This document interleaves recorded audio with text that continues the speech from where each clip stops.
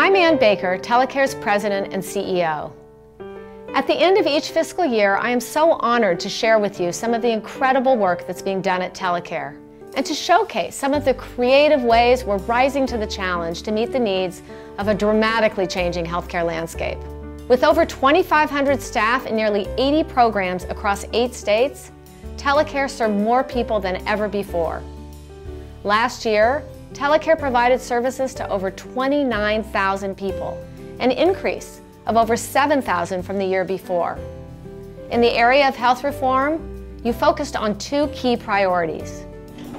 First, we made our services more integrated, meaning we are now helping people achieve their mental health and their physical health goals.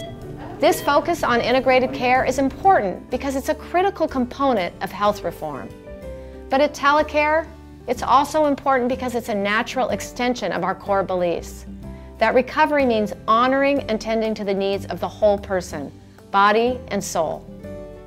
We also deepened our substance abuse capabilities. Over 800 Telecare staff attended training to expand their substance abuse clinical skills. Telecare also partnered with the Matrix Institute, a leader in evidence-based substance abuse services, to create a pilot and specialized curriculum to help our clients address their mental health and their substance abuse needs. Just as health reform has been ramping up, people across the nation have also been advocating to improve crisis services and mental health emergency care so that our local communities can respond faster and more effectively to people who are in crisis and need treatment now. In this year's video, we get to visit a few of these inspiring programs and see some of the great work they're doing, starting with our Treehouse Crisis Residential Program in Orange County, California. The Treehouse program is a 15-bed crisis residential program opened in 2010 to help individuals who don't quite meet the criteria for 5150, but who can't be left on their own. It's the only program of its kind in Orange County, and it's not a hospital, but it provides short-term services 24 hours a day, 7 days a week. Now let's meet Emmett, one of the individuals receiving services from Treehouse.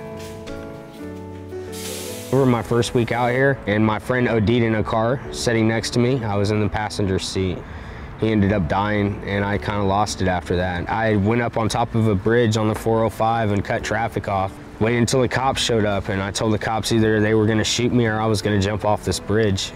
They ended up shooting me with a taser gun to keep me from jumping off. The cop said that he's seen it in my eyes. He's never seen that in somebody's eyes before. It's only been about 4 weeks since my friend passed away, so it's still really hard. Situation, really.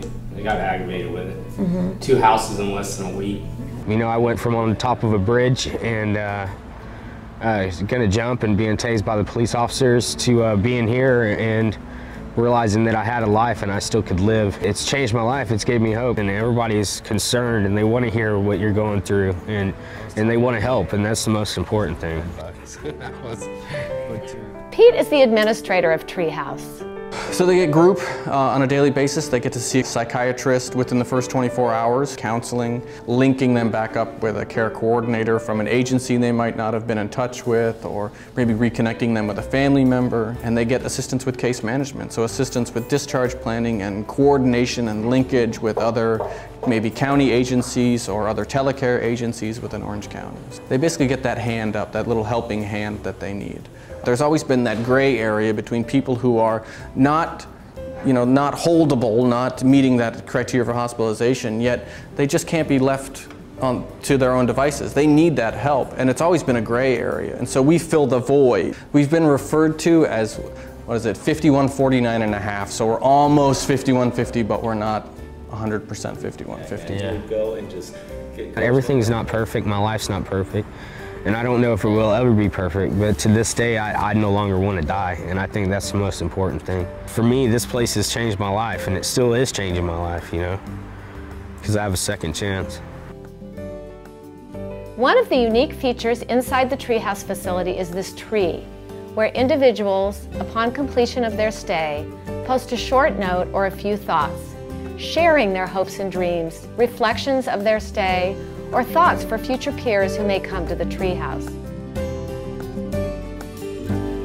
We want to thank Pete and all the staff at the Treehouse for helping people like Emmett and for being a model in the community for short-term crisis residential care. One of the reasons Telecare remains successful is because we continually strive to learn and improve. Telecare has formed important partnerships with thought leaders around the country, bringing the important learning and best practice into Telecare. This includes individuals like Pat Deegan, who is working with us to implement Common Ground, a decision support tool for clients and caregivers to communicate better. Also, Maggie Bennington Davis, who is teaching us about trauma-informed care and how to create a sanctuary model at our programs. We're also working with Charles Barber from the Connection Institute for Innovative Practice, who is helping us to reduce recidivism for offenders who have mental illness. And Javier Amador is teaching us about how to listen to our clients better.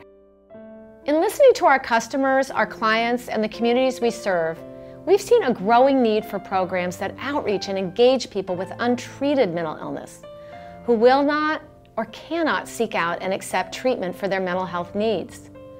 One of the ways we've addressed this is through a program called the In-Home Outreach Team, or IHOT, which is a critical resource for individuals and families to get help and avoid forced treatment. It's the first program of its kind in California and has been drawing a lot of attention for its unique model and successful outcomes. Let's travel to San Diego to meet the dedicated staff of IHOT.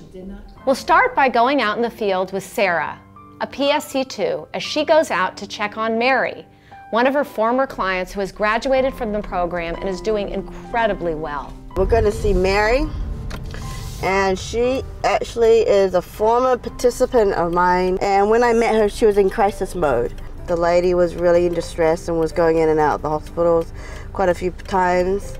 Really lost hope. She lost complete hope. It was sad to see this woman want to take her life, and she actually did attempt to take her life, but it didn't work, thank goodness. But it was a blessing. So for her to just snap right out of it, it's just a small little miracle. And she has a boyfriend, and she's getting married. So she really she jumped strides.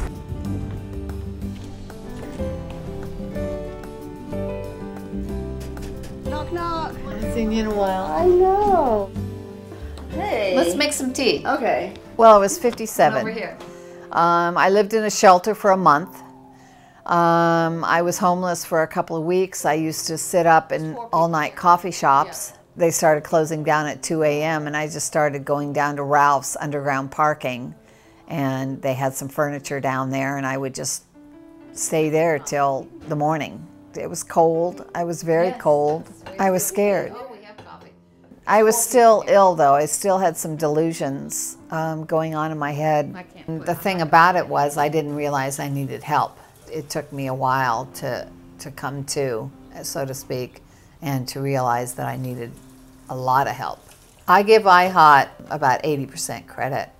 I have to give myself some credit too. 20% I have to give to myself. Now I'm feeling very hopeful about the future. The staff who provide crisis services are extraordinary people who find great satisfaction and purpose in their work and who believe in the power of personal growth and change. Now let's travel to Victorville, California, to the High Desert Crisis Walk-In Center. It offers 24-hour mental health crisis services to adults in the local community. We called you guys. Opened in 2007, it functions almost like a psychiatric emergency room, with the goal of helping people to stabilize and avoid unnecessary hospitalizations. Let's talk to some of the employees there who have varied career and educational paths to arrive at the High Desert Crisis Walk-In Center. This is Ricardo, a PSC2 here. I'm a retired peace officer for the city of Chino. I put 27 years in, and I thought I was going to be retired, but I was retired for a year, and then I found this place here to help people out. I had better days. Better days? Yeah. Okay. The people just don't know where to go get help. You know, this place here is awesome. I mean, we're right in the middle of the meth capital of the world, and we help people all the time. I would have kept going the same way I was going. I'd probably be back in prison, you know, on some kind of rage case, hurting somebody, or, you know, might have hurt myself. How you doing? Now let's talk to Reginald, a PSC2 who will tell us about his educational journey. Originally, I wanted a drug and alcohol certificate, so I got a drug and alcohol certificate. I got certified by the state of California. At that point, then I got an AA in human services. Then I went and got my bachelor's in sociology with a social worker emphasis. I now have a master's in psychology, marriage family therapy, and I'm pending my intern number. My life has changed and my life has gotten better. And I love coming to work helping people change their lives. Probably have to rent a car because we're going to meet them halfway. Letitia is the clinical director here. Okay. All right, we'll do this. Okay. And let me see, Maria. My background is forensic settings. I've worked in prisons.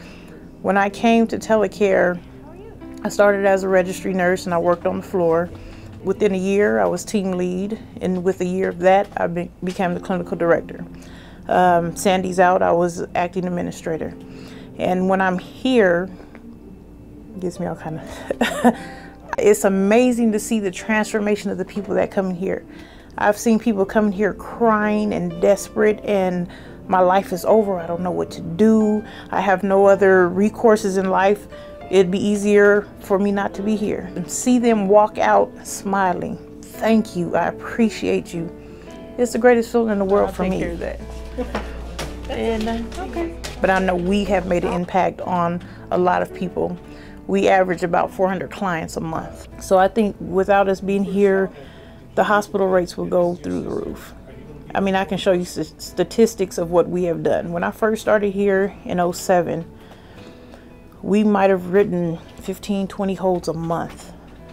Now we might write one hold every other month. We have saved the county, I know, at least $500,000 a year, just in 5150s. So I think it's just fantastic that we're here, and I think we need a few more if that's possible. Last year, nearly 220 staff were awarded over $100,000 in education assistance and scholarship funds. 84 people were promoted from within, including 22 who were promoted to management positions. I am so grateful and proud to work with everyone at Telecare for the amazing work we all do on behalf of the people we serve. It is an incredible privilege to be able to assist so many people on their journeys of recovery and to see so many employees really flourish in their careers. I want to thank everyone at Telecare, and I also want to thank our customers. Our continued partnership is making a real difference in the lives of thousands of people with mental illness. Together, we will make an even bigger difference in the year ahead. Thank you so much for taking the time to watch this video.